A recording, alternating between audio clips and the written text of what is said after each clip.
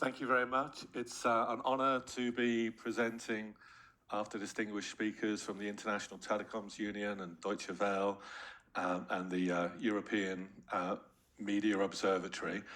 But I am starting to wonder about the email I got telling me that if I sang my presentation, I'd get complimentary tickets. That doesn't seem to have happened so far. But you're right to worry about emails being hacked, disinformation, other types of cyber attack. As we heard from Deutsche Welle, an organisation of 70 years already, the BBC, 100 years. We're all on a journey, and all of you, your colleagues, have dealt with censorship and other types of attack in the past. So I recognise you have a lot of expertise in the room, obviously. What I've been asked to do is give you a view on cyber resilience trends across the broader world, including commercial and governments, looking at other industry sectors, what they're perceiving. Last thing to note before I start properly is if those of you observing in different countries see people running out, that doesn't mean they're responding to a DDoS attack on T2 in Denmark or anywhere else. It's just, I need to move on for lunch. So without further ado, if I can take us to something that we heard from the International Telecoms Union at the start of this morning, that tracking, measuring performance between countries is very important. What gets measured gets managed. So I'm bringing you insights that we have shared with your peers in hundreds of other organisations. Typically, organisations like that are asking us to measure their own cyber security, but what we also do is track the externally visible vulnerabilities that indicate the probability of a breach at any particular organisation. You can imagine chief risk officers, chief operating officers, chief financial officers typically want to know what's the return on their investment in cybersecurity. They know you're working very hard. Are you working effectively compared to your peers? What is the probability that your organisation will have a confidentiality, an availability, or even an integrity breach? Because we're all on a journey. We all want to improve our cyber security maturity. We all want to reduce the probability that we'll be breached. And globally, there has been some good news. The graphic on the right about breaches being detected faster, for example, the number of breaches, incidents where the hackers are observed within days, rather than having months to move laterally and do what they want, has improved. But the reason for that, I'll come back to. It's not all good news. There's certainly some challenging news. Many of you are aware that the number of intrusion attempts has been continuing to grow.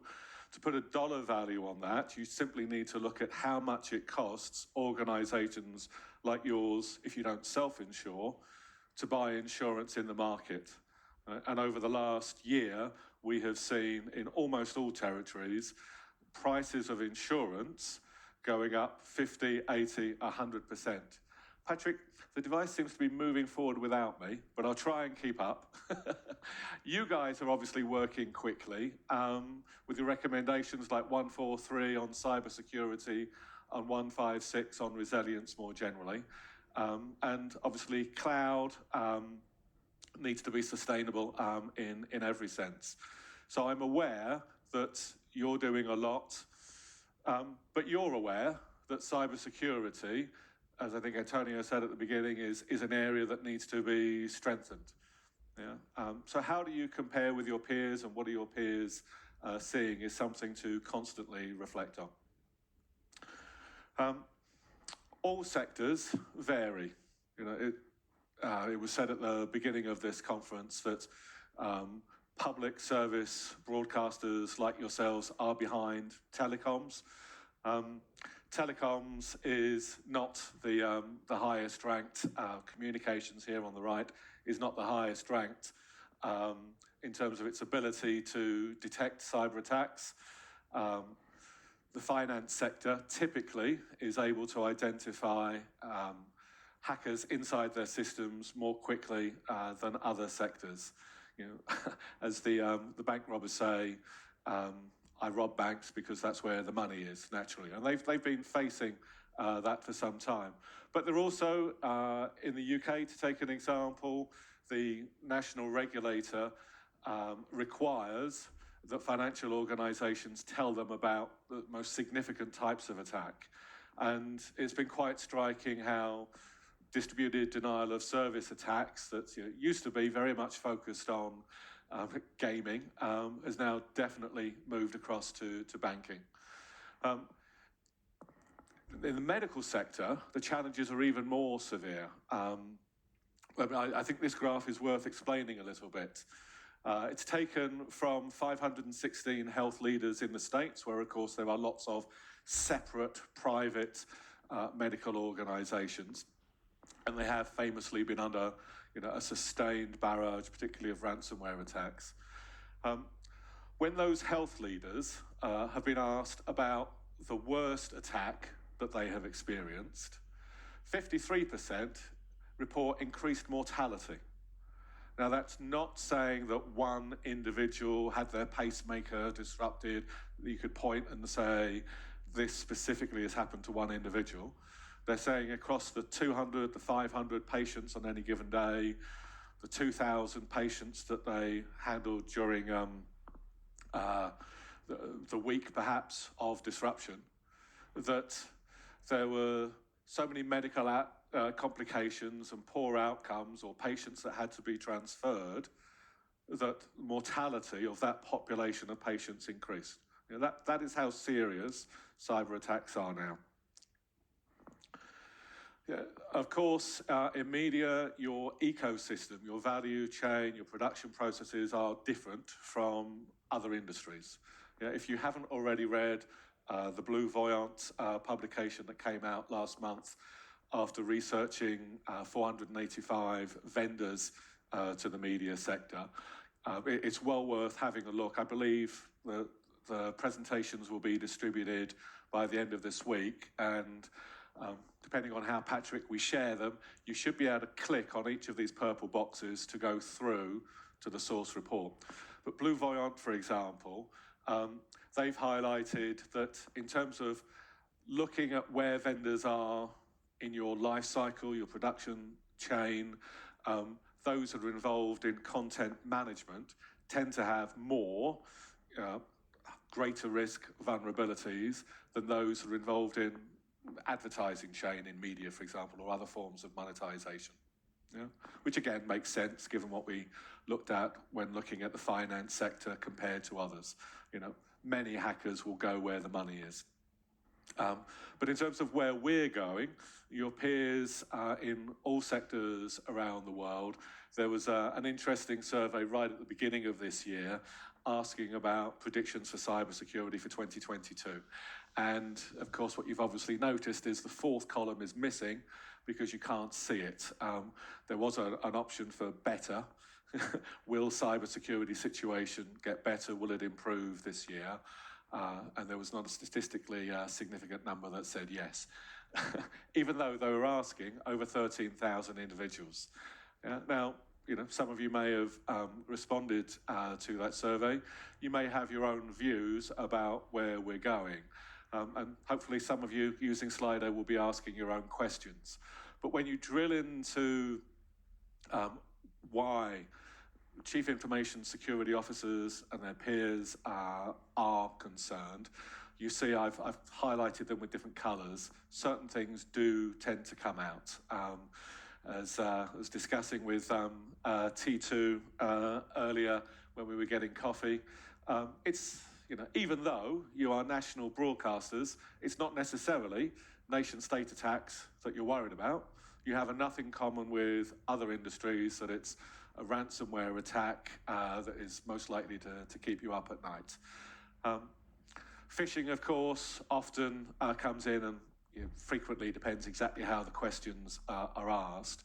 But these are the sort of issues you should be reflecting on. Are they now or will they in the future be a challenge for me? One trend we've seen increasingly highlighted in purple is supply chain security. It's another couple of surveys asking similar questions. What are the cybersecurity challenges you're concerned about, or the external threats that keep you up at night? And you'll see that supply chain increasingly comes in. But I'm going to focus on phishing to begin with. Somewhere between 58% and 68% of all malicious email, depending on the survey that you're reading, is now a phishing attempt. Obviously, Acronis and Abnormal have products to sell. You can look again, click through on the purple box when you get these slides to see exactly how they were measuring. But scams and malware that used to be a bigger proportion have gone down. I'm waving to you, Patrick, again. Not me, not me. But yes, let's move on. Phishing. Quick show of hands, who is not doing a phishing test this year on their staff? For those of you in the audience, it's particularly Anonymous. I've noticed there's a lot of people from Anonymous who are hacking into the system. It was the people at the back on my left that you should try those phishing attacks with. But actually, that did surprise me slightly. Every organisation is unique. There may be reasons why you do other things in terms of awareness for your staff. But the trends, which I'll come back to in a moment, are pointing to the top right. And you can use this data to highlight that most organisations, in this case above 500 employees, are using phishing tests at their firms. You need to be careful about it. You will get a high response rate if you put your Christmas bonus as the headline, but that can have negative repercussions if HR is not really issuing a Christmas bonus. But by doing appropriate phishing tests, you can, as the insurance sector in particular has found, really reduce the probability of an individual clicking on an individual phish. It is well worth investing in. Although it's certainly not a silver bullet. You can see on the left-hand side that same GetApp survey highlighting the trend in the volume of phishing emails that are coming in. But what they also track is the probability of an individual over a 3-month period actually clicking on a genuine phishing email. And of course, it partly depends on if they're on holiday, whether they've got more important things to do than open their email, but also the extent to which you've trained them effectively. But the other aspect, of course, is it depends on how effective the phishing email is. Yeah, and I think what this graph is showing us is that the adversary is accelerating their approach faster than we're improving our defences and educating people. And one of the things that they have been doing is increasingly using emails that impersonate your suppliers to convince an individual, oh yes, this is legitimate. They know about the systems integrators and the product manufacturers that you're likely to be using. They can identify on LinkedIn who's the most likely person to be buying from that systems integrator and then tailor. Increasingly using machine learning. And there's talk about artificial intelligence to observe the individual who's most effective at getting their phishing emails through, and just replicate that 1,000 times, 100,000 times. Move fast and break things is not just a slogan for Facebook, but a slogan for your adversaries who are coming up with more and more inventive approaches. And move fast and break things as broken trust in democracy, broken privacy, broken quite a few other things. Hackers are actually determined to, if not destroy your organisation, then seriously harm it. Phishing in particular brings in ransomware. Yeah, there are various ways ransomware can get in, and for understandable reasons, many organisations don't publicly like to talk about how it happened. Remote desktop protocol, for example, depending on who you ask, RDP, higher or lower levels of percentage of ransomware that gets in. But according to some surveys, email phishing is the number one. And according to firms like Black Kite that advise insurers, as we do, if you want to predict who's going to be a future ransomware victim, susceptibility to phishing is the number 3 measure you should look at. Not surprisingly, if you've already suffered a data breach, you are more likely, for many reasons, to be breached again. Or having out-of-date systems that any well-informed internet engineer would be able to identify, and that there are now excellent systems. BitSight was mentioned earlier. A firm called SecurityScorecard has sort of overtaken in that space over the last 18 months. But there are ways of identifying those internet-facing systems that are out of date, that haven't been patched, and indeed to identify other externally visible vulnerabilities. Yeah? So if you're not already investing in a system to protect your own organisation's vulnerability to a breach, let alone your suppliers, that is a level of professionalism you should all invest in the next few months. We've talked already with the International Telecoms Union about the maturity of the defences, the ecosystems, legal, investment in culture, training, and standards in different countries. There's also variation about how often firms are attacked and how often organisations pay a ransom. Let me stay on this for a moment. ENISA, which is the European Cybersecurity Agency, I think they've recently moved to mainland Greece. ENISA does some fantastic work comparing the number of ransom attacks that are reported, but of course there is variety in the extent to which individuals actually recommend that their organisation should report a breach. Uber, if you're listening, you're not the only organisation that has been slow to report a breach. So these figures may reflect legal and cultural norms to an extent. There are also quite sharp differences between the US, for example, and Germany, according to Hiscox, in terms of the probability that the insurer, and Hiscox is one of the largest cyber security insurance specialists in the world. They have fantastic data.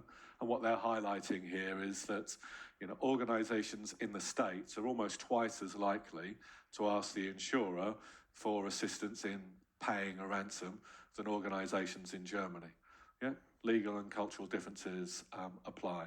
But you absolutely, in terms of your cyber resilience maturity, ought to be asking your president, your chief executive, not would we ever pay the ransom, but what are the circumstances in which you would consider paying a ransom?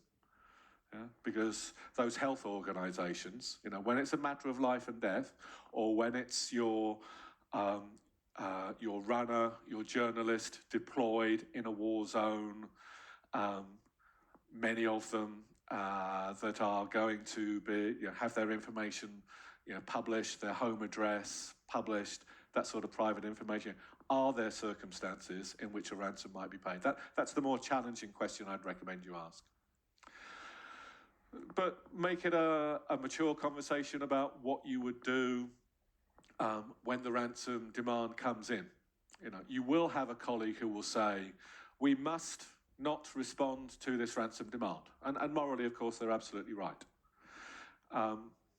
I would suggest for most of you, certainly those that have invested in resilience and redundancy, it's probably, or almost certainly, commercially and in terms of your charter, the right thing to do. You should absolutely not be paying the ransom. That doesn't mean you shouldn't have a professional engage in the conversation. Because by engaging in the conversation, if you decide that yes, we need to protect that journalist, this is a question of life and that takes priority. If you decide, then you are likely to be able to reduce the ransom that's paid. Interestingly, finance typically pays about half of the initial demand. Other sectors, when they do pay a smaller amount. But crucially, you should be aiming not to pay. You should be aiming never to pay. By engaging in a conversation, you buy yourself time. You can go from having 1 or 2 days to 3 to 7 days to back up your systems, build the resilience, and frankly, stop the ransomware gang going on to the next target because they're talking to you. Negotiating with them, discussing, asking for evidence of what they have breached, is going to be helpful to law enforcement. You should obviously be working in tandem with them. But you've got to think about the resilience of your organization and have an effective as well as moral response. So, ransoms have had an impact on cybersecurity budgets. Typically, your cybersecurity budget won't be reduced to pay the ransom. Typically, as I'm sure you all know, it's a bit of a joke that all those funding requests and those hiring requests that you'd had in the pipeline for 6 months suddenly get approved after you are hit by a serious ransom attack, or better, one of your peers is hit by a ransom attack, to help you focus. That's one of the reasons you should certainly share information. But you can share information about cybersecurity budgets and staffing levels. The vast majority of organizations, somewhere around 70% of organizations, have seen their budgets increase over the last 12 months, or again, are planning to. My personal suspicion is that within the public broadcasting sector, you will of course be under pressure, but you won't be as under much pressure as some of your suppliers in an environment of not just high inflation, but recession. Some of your suppliers are going to be told to reduce their cybersecurity budget. You need to know who those are. You may want to include it in your attestation questionnaire to your suppliers. Be very interesting for you to find that out, at least what they say. You might even want to go as far as not just trusting their answer, but verifying the validity by looking at how their cybersecurity posture is maintained over time. And I'm going to come back to that later on.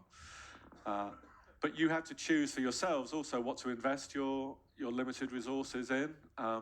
So 2 reports that, again, I would recommend you click through to see the full detail. According to a survey 4 months ago of 200 chief information security officers, there are certain tools, not worried about which particular vendor, but in general, some tools that are more expensive than is justified at the current state of technology. Personally, I think deception has a lot of powerful potential to send hackers to the wrong place and to identify with honeypots where they are, but it is for any one individual organization difficult to do. There are other tools that have been proven in various ways to have a great return on investment. And one mechanism for doing that is by comparing how well deployed certain tools and techniques are against the probability of a breach. And so firms that have multi-factor authentication deployed are much less likely to have a breach. Similarly, those that have the phishing awareness implemented are much less likely to have a serious breach that the insurers have to pay out on. Which is why increasingly we're finding in the commercial world that if you cannot demonstrate that you're implementing both of those, it's not just that your insurance is more expensive, you will not get insurance. Insurers had a really, really tough 2021. They've tightened up their criteria in 22, so their profitability is starting to come back. But for your own organisation, if you're not under that commercial pressure with an insurer, take this back, test your incident response plan, prove that least privileges have been implemented effectively. Yeah? That will have great return on investment. You need to be comparing with each other what proportion of your IT spend is being spent on cyber security. It's gone from 1% to 2% when I started in this area 30 years ago to 10% a decade ago. Yeah, I must admit I was surprised by this Bridgewell survey, but certainly we are seeing a frighteningly large proportion of IT development budget now being assigned across to cyber. That's partly driven by salaries. Those of you who've been taking photos, this is a good one to take back to your boss. Get yourself retitled as CISO, yeah, and move to the finance sector if all you're in it is for the money. I know that you're not. So think about your staff and how you're going to recruit them, not just with money, but by handling their challenges. Stress and burnout is increasingly a real thing for your peers, and I'm sure for many of your colleagues. But it's not just your staff, it's your suppliers that you also have to worry about. Increasingly, we're seeing that where there's a third party involved, your cloud security is more likely to be attacked and more likely to be breached. And so you should be, as I move towards a conclusion, be looking to learn not just from each other, but from your suppliers and engage with them. Those of you who need to work closely with telecommunications providers, of course you all do. Will probably be aware of the massive hack of half the Australian population.